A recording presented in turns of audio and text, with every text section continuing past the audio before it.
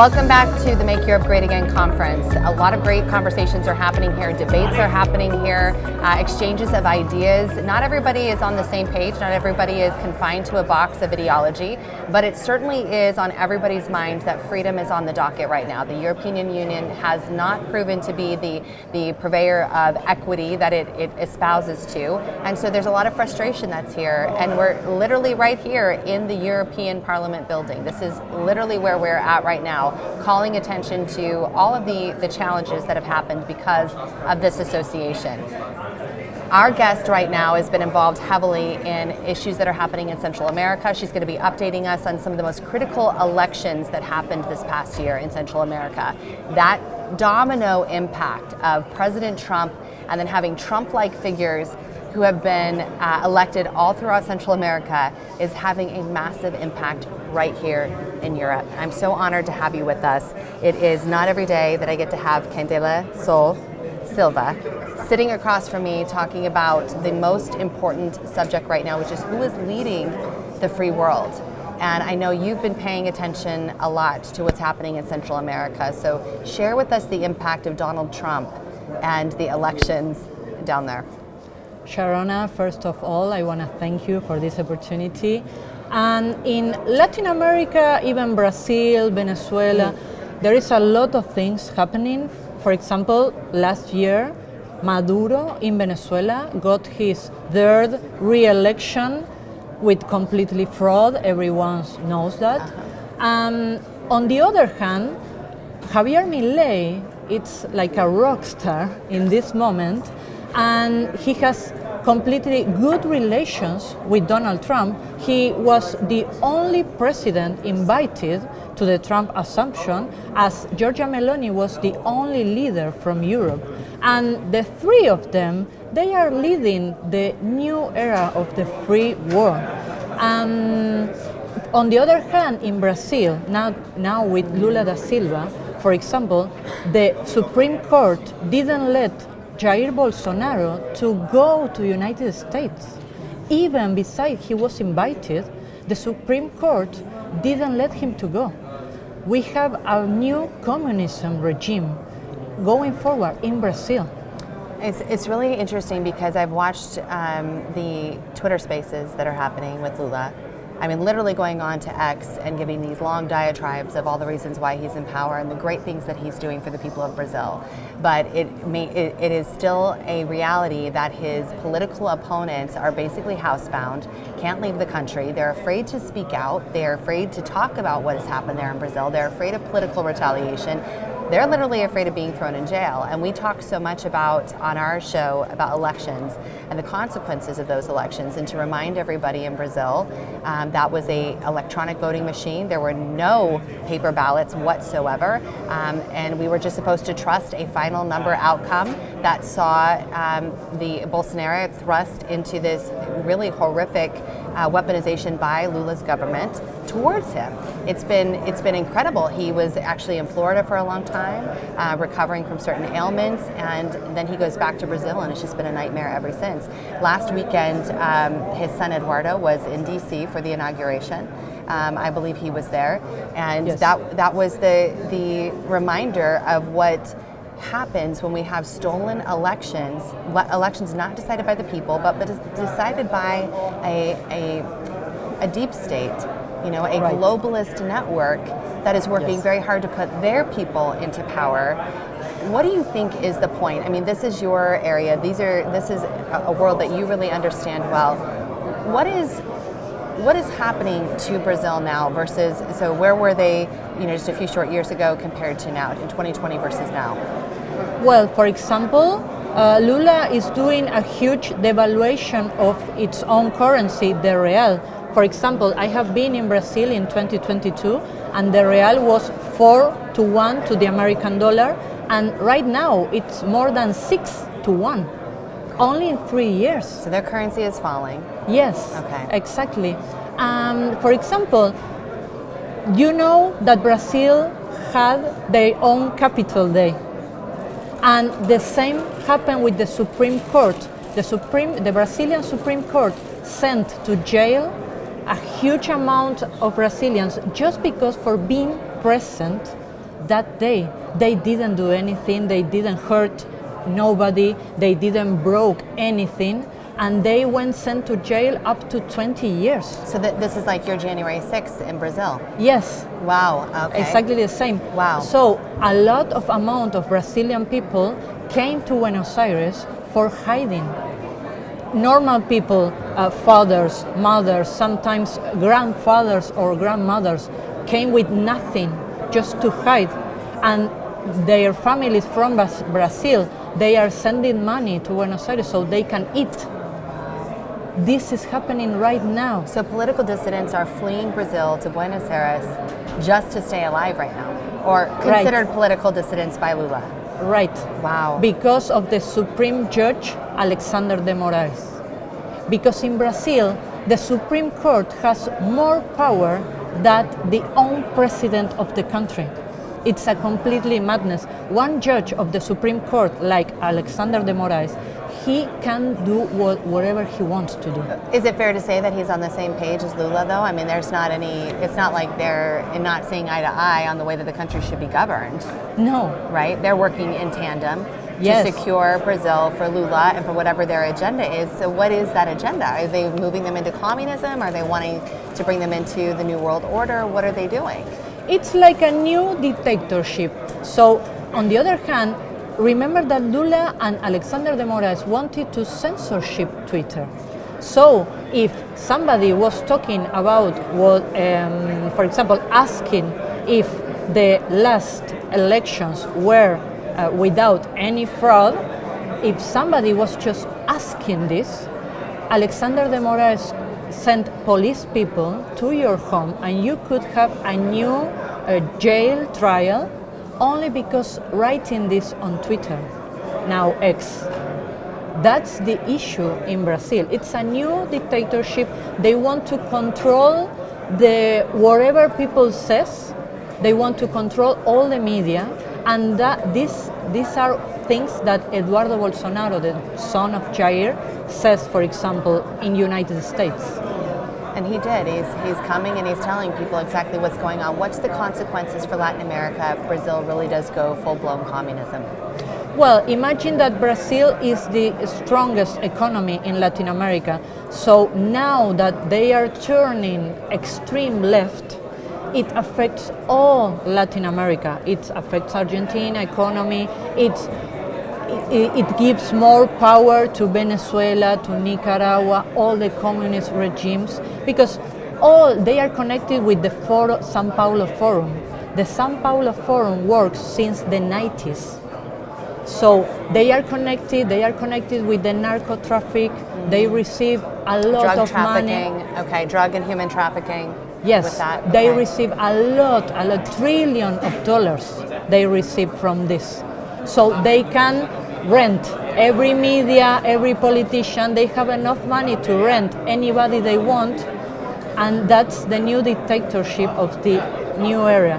So with Javier Milei doing what he's doing, how is he getting away with that when he's surrounded on all sides by previously communism, but this new budding huge branch of communism? How is he handling that?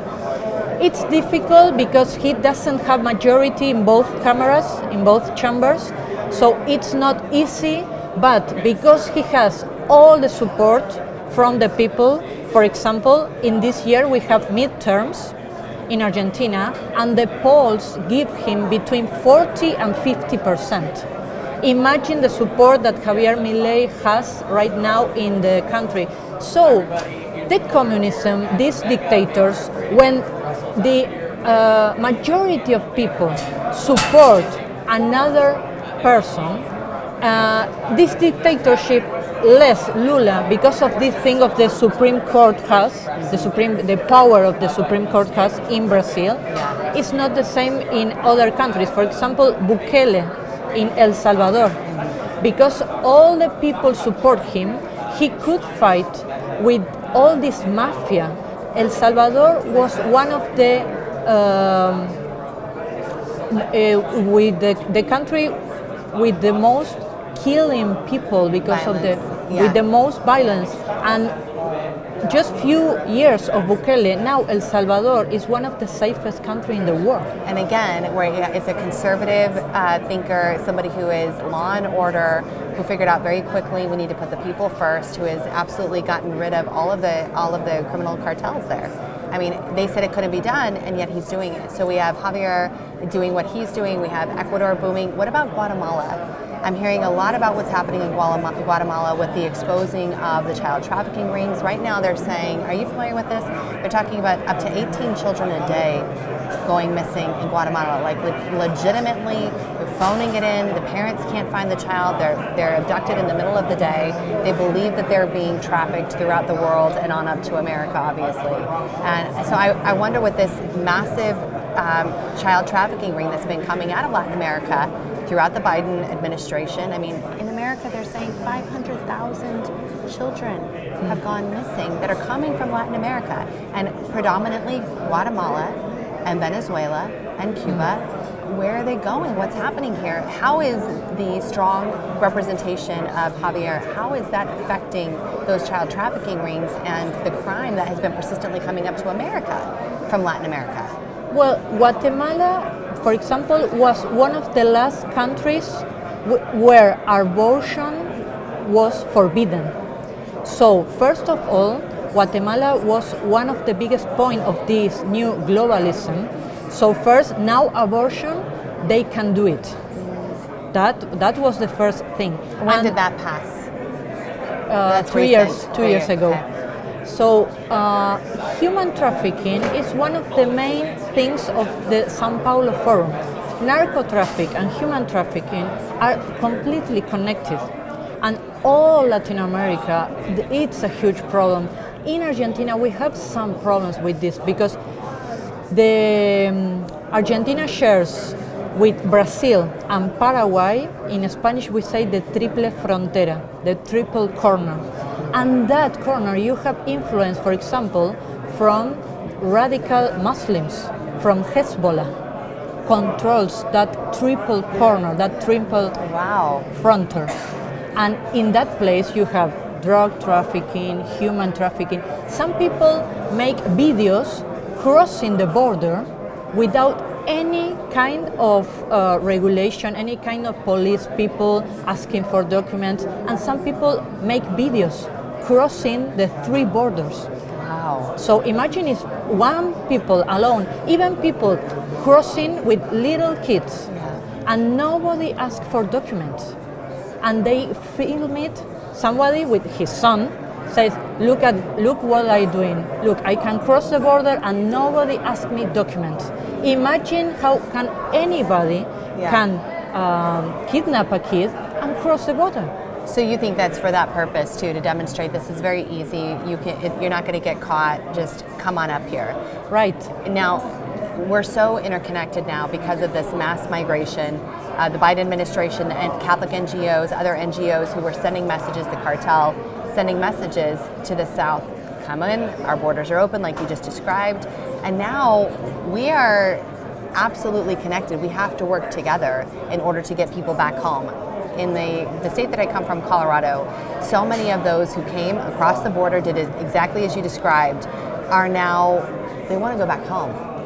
They want to go back home. They were sold a totally, entirely different story than what they've experienced in America in the last couple of years.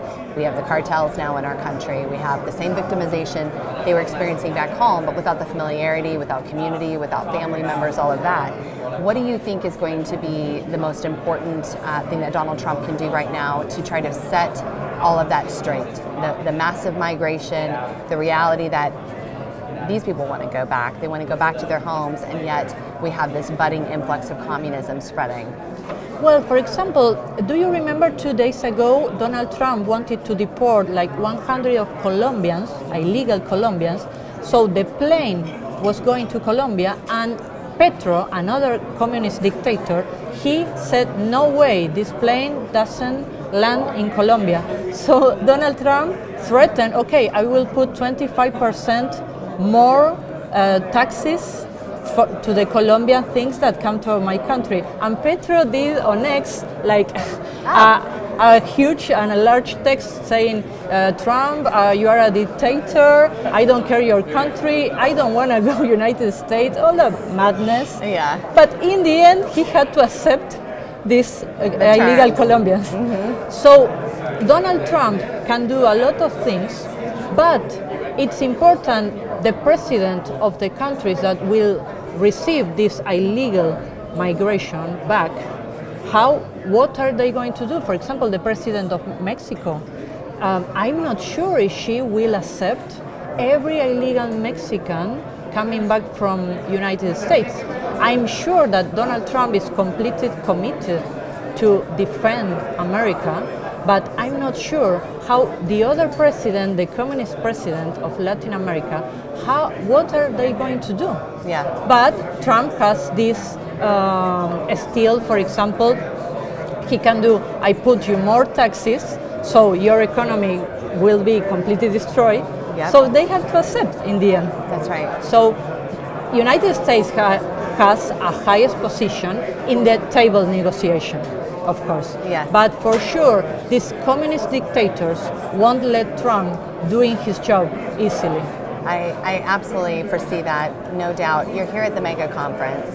What are you hoping to accomplish by being here? What are you looking for? And what do you hope this conference can fulfill for not just this region, but as you talked about, Central America? Well, this is the second edition of MEGA, Make Europe Great Again.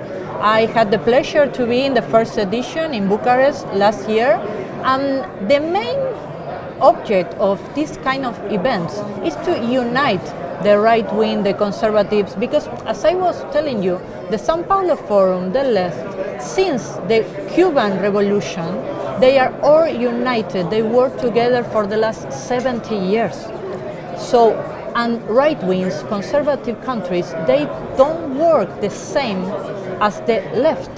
So this kind of events that you don't only have European leaders, you also have South American, Latin American leaders from Asia. It's important all to be united against the globalism. If we don't work together, the left will always win. And in some kind of way, the European Commission is starting to behave as a new dictatorship. Yes. The last week, Thierry Breton said that the alternative for Germany wins the elections. The European Commission has the tools to eliminate the election in using as excuse Russian interference. And he says, as we did in Romania. As we did in Romania. With the presidential elections in Romania, because Georgescu won, a conservative man that he wanted to stop the war in Ukraine, they canceled the election saying that Georgescu is a Russian agent. Right. And they don't have any proof about this. And let's not forget they used hit the example of TikTok and videos being made, a following being made on TikTok. But the current president of Romania has a much larger social media following than Georgescu any day. So that's not a valid reason. And it's interesting to me, people who are listening and maybe are confused about the role the EU is supposed to play, it acts to centralize all of these nations. And we know that centralization is never good. We know that it leads to the lack of individualism, in this case nationalism. We have countries that want to prosper themselves first. When we're talking Make Europe Great Again, really it's make Romania great again, make Colombia great again, make London great again, make Britain great again. These individual nations need to have the ability to thrive, to have self-production. And if there's anything we're learning from what's happening in Brazil, it's that when elections are clamped down on, and I mean stolen really in this case, it does empower and embolden other authorities like the EU to literally steal and cast out elections themselves. They have no shame about it. They're not trying to hide it. And as you just stated, they've already threatened Germany that the same thing will happen to them should they choose a conservative candidate. Should the people vote for a conservative candidate, they'll simply throw it out. By your estimation, and being in politics, in your estimation of what's going on, what do you see the next steps being? What do you think the people will do should that happen again? Talking about the recent thing, they talk about Russian interference, they talk about Elon Musk interference, but they don't have problem with George Soros interference. Thank you. His son, he takes photos with all the globalist actors or leaders, but that they don't have problem with that kind of interference. Exactly. That's why it's so important to be connected, to be fighting. I think it's very important the role that Elon Musk is taking in the general politics. Recently, he had a communication with the leader of AfD and in a space on Twitter talking, and the European Commission were all hearing this conversation, looking for how can they make any problem. It's like, no, this Prosecute is illegal. him. Yes. Trying to prosecute Elon Musk for talking about what's going on. And I mean, Yes. really at large, that's the biggest problem. If you can't talk, if you can't explain a situation, if that is weaponized against you and you become an enemy of the state, so to speak, for saying what your opinion is, nobody has to debate you, nobody has to argue the point out, they simply can throw you in prison. And that's what we're wanting to move away from. And Javier Milei is such an incredible example of freedom, what it looks like, not to be afraid of alternative ideas, because it's causing the people to flourish. That's what we're looking for. And I think as you continue to talk more about what's going on in Latin and Central America and the impact that it's having on America is huge. It's a massive impact what's happening to us in our country, not to mention the blood on our hands with all these children. I mean, that cannot be underrated at all, what that is doing to our country, to know that we've allowed that. We've allowed the mass importation of children as commodities in America. And it has to stop. And I recognize too, with the majority of the people here, they understand what's happening with the global human trafficking and child trafficking. You can't really talk about making a country great again without acknowledging that there is a huge problem here with human slavery still going on. Yes, but to resolve these problems, we need the most amount of leaders or of president, of the most amount of leaders to fight this together. If they don't fight this together, honestly, I don't think you can stop this, sadly. I'm so glad you're here. Presidents, prime minister in Europe, in America, in Asia, you have a lot of human trafficking in Asia too, Thailand, even Chinese, Vietnam. You need to have all the secret services working together to stop this. Otherwise, I think, honestly, it's impossible. And it's the same with trafficking, drug traffickers. Yeah. It's the same thing. If they don't unite, how are you going to stop this? Because you are talking about trillion and trillion of dollars. The power of the Trump effect. Let's come back to Brazil for just a moment. President Trump is in. Do you see Lula moving? Do you see him changing his ways? Do you see any adjustment happening now that dad is home? I think it depends on how Trump can influence Brazil in their election system. The problem in Brazil is the election fraud system, because it's the same system they use in Venezuela. So I hope that Trump could negotiate something with Lula or something to stop this Supreme Court dictatorship.